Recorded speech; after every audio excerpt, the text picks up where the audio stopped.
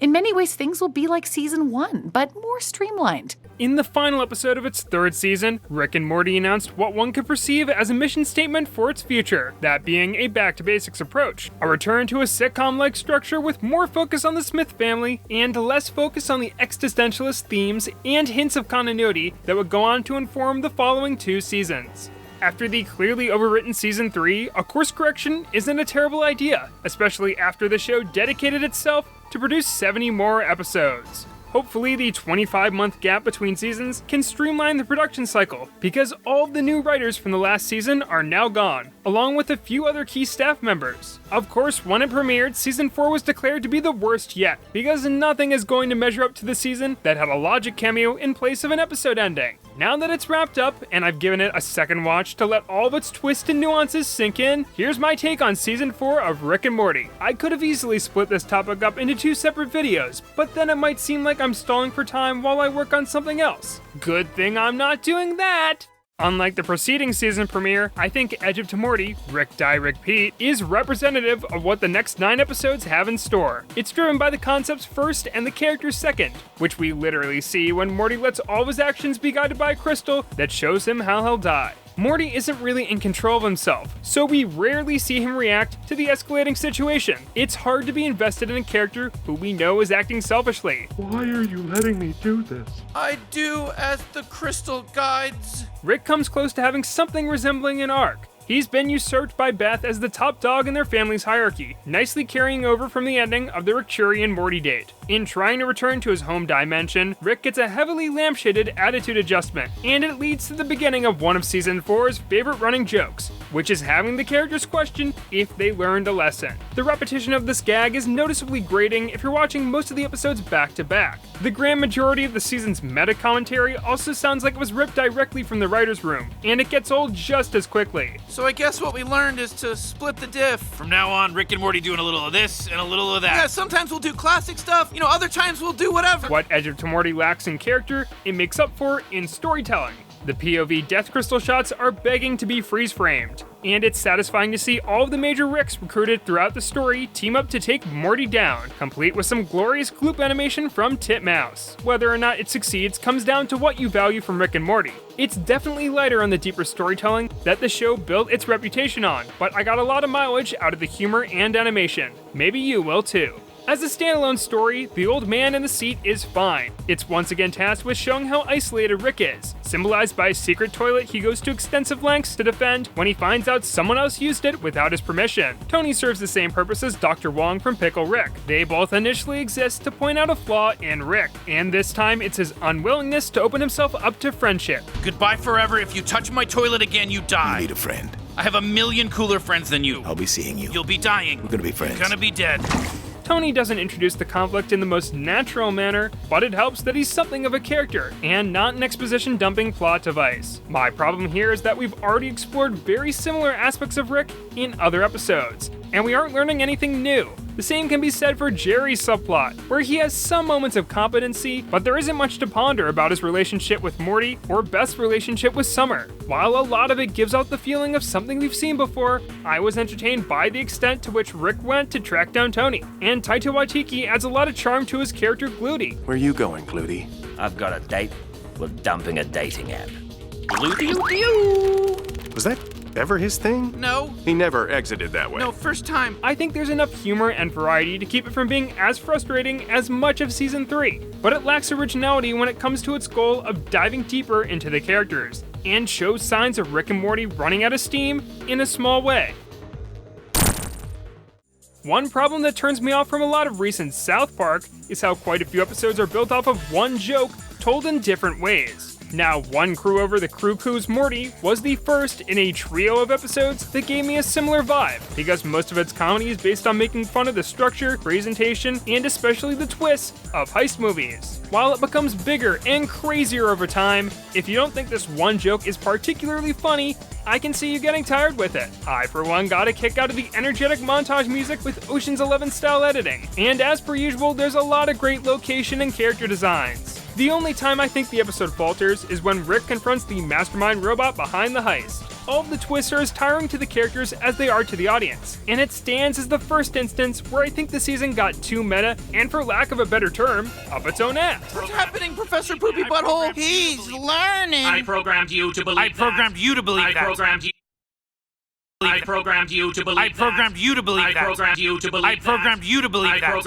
believe that. I think the following 2 episodes demonstrate how some of the season's best and worst can come from having their premises be stretched out gags. Claw and Hoarder Special Ricktim's Morty is all about a metaphor for dragons having sex, and Rattlestar Ricklactica is all about snakes acting like people. The former leans heavily on this stagnant idea and brushes aside the prospect of seeing Rick struggle in a well-designed fantasy world where his technology doesn't work. For the most part, this is the closest Rick and Morty has come to boring me, because even when the plot takes a turn, the humor doesn't. The instances of forced slang don't help matters either. Grandpa, do something, or I will tweet and you will be canceled. The latter episode constantly finds new ways to make fun of how silly snakes are, developing into a massive time travel parody that is much easier to follow than it could have been. The plot isn't filled with complex emotional themes, but it's used as a basis for visual details and smaller moments of comedy that make Rattlestar a strong package. Both of these include decent Jerri storylines that weave in and out of the main plot, just like Season 1's sitcom subplots. One is more relatable, and the other has more creative humor, but both are good at making Jerri out to be pathetic,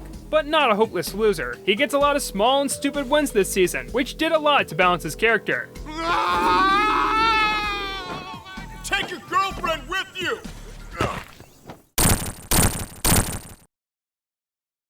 In Never Ricking Morty, Rick and Morty decided to enter the wild world of train-related media, which currently consists of, 5 things. This is a case where I enjoyed what I saw, but I accept that it's overwritten and takes the meta humor found elsewhere a step too far. Things move too quickly to sink in, and a lot of time is spent explaining the metaphors, and even a message that, purposely or not, is shallow. This was a little confusing, but I guess it brought us closer together, you know?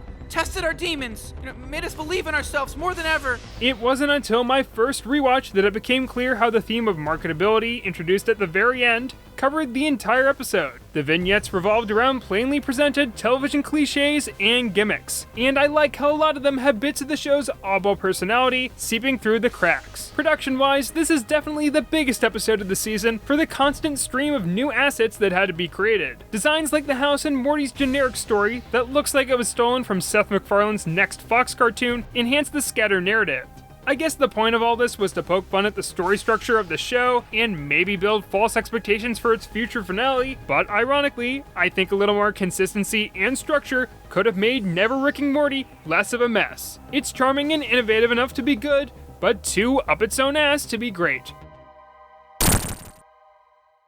Episode 7, Promortyus, and Episode 8, Childrick of the Mort, are both about main characters cultivating and destroying a planet's society, so I'm talking about them together. It's actually fitting that I'm looking at them out of order, because that's the main draw to the first of these 2 episodes. Because of the way this story is structured, the planet of facehuggers is presented from 2 conflicting perspectives that naturally split and factor into each other, so the use of non-linear storytelling doesn't feel like a gimmick. For the first time in a long time, Summer actually has a substantial impact on the main plot, and doesn't feel like she's just along for the ride, and that's a big plus. Besides the action set piece towards the start that not only stands on its own, but makes following revelations more ironic and awkward, few other elements of Promortyus are worth mentioning, but it's still enjoyable, and a cut above the second episode in this pair, which emphasizes the involvement of the entire Smith family. This is probably the best episode of the season in terms of Rick's characterization because it gives him depth without derailing the plot. Through his first daughter, Rick learns how fulfilling it can be to raise a family, so the small amount of appreciation he shows for Beth feels justified. Just keep the city, okay? My daughter and I built that thing. It's important to her. I'm fond of how the scale escalates, but until the subplots merge together, the rest of the family's screen time isn't as meaningful or memorable as Rick's. While I respect how much mileage it got from the premise of Rick screwing a planet, it juggled a few too many ideas at once for all of them to feel rewarding. The plotting of both episodes is dense enough that neither one has the time to say anything substantial about building societies or raising families. They needed to make time for Dan Harmon's intentionally bland montage songs, now available to purchase and stream on the listening platform of your choice. The Vat of Acid episode has 2 moments that feel deliberately stretched out so that the runtime can hit the 22-minute mark. That being said, this is a case where I don't really care, because it all adds up to an ingenious and absurd end product. It's the kind of story that works best if you go into it blind. So I'll end my analysis here. I know I already spoiled almost every single episode in the season, but who cares? You should just go out of your way to watch this one. It may not have the best visual variety around, but it's definitely the easiest episode of the season to recommend because of how strong and varied the humor is. Plus, how can you say no to this man?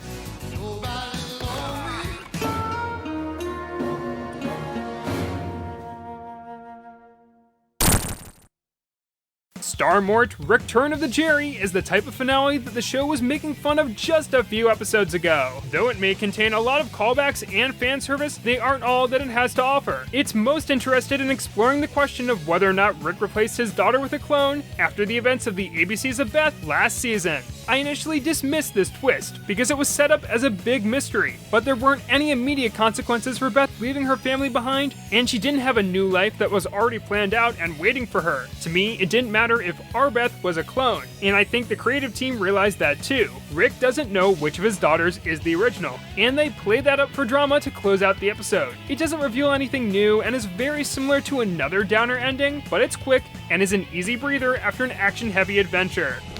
We've been over this. All I do is say hey! Some resolutions to the overarching plot are more satisfying than others, but I hope this isn't the end to the show having continuity that plays the long game. Even though the entire Smith family gets in on the action, the seemingly inconsequential first half has a lot of setup that leads to quick and easy comedic payoffs. I could have done without the characters patting themselves on the back for having decent arcs, but what matters is that the comedy shines through the ambitious story. And ultimately, I think that's why the episode succeeds. Jerri, do something! Hey! As per usual, it's hard to say what Rick and Morty will be like going forward, because Season 5 was written while Season 4 was being animated. Perhaps this will create some consistency, and I'll finally be able to go into each episode knowing that I'll be satisfied instead of merely hoping. But experience has taught me that the opposite is just as likely. If Season 4 is going to define what the series is like going forward, I'm fine with that, but also slightly disappointed. Most of my fears for the season weren't realized, as the cheap humor, messy plotting, and excessive violence were retired for the most part. Although if you're an ally of snakes or facehuggers, then do I have some bad news for you. While simplifying the structure resulted in more coherency, a few too many episodes felt like they were constantly telling the same joke in different ways to mixed results, and there were barely any attempts to develop the cast or take leaps of faith that would shake up the status quo. The writing staff clearly understood the show better than that of Season 3's, and the art and animation continued to up the ante, but a component like the self-aware meta-humor was way too prominent. I don't think any of these episodes measured up to previous series highs, but they didn't surpass any previous lows either, at least not in my book. Season 4 played things relatively safe, and I think the end product was good but not great, and it didn't need to be. The second half was certainly more consistent than the first, although I don't think its scathing first impressions were earned, particularly if you were expecting the deepest and most continuity-driven version of the show yet, because as far as I can see, that's never what it will be. I know that Season 4's quality will vary on an episode-to-episode basis depending on who you ask, but personally, it reinstated most of my hope for the future of Rick and Morty. Plus, who knows? Maybe it was exactly what some people needed at a time like this.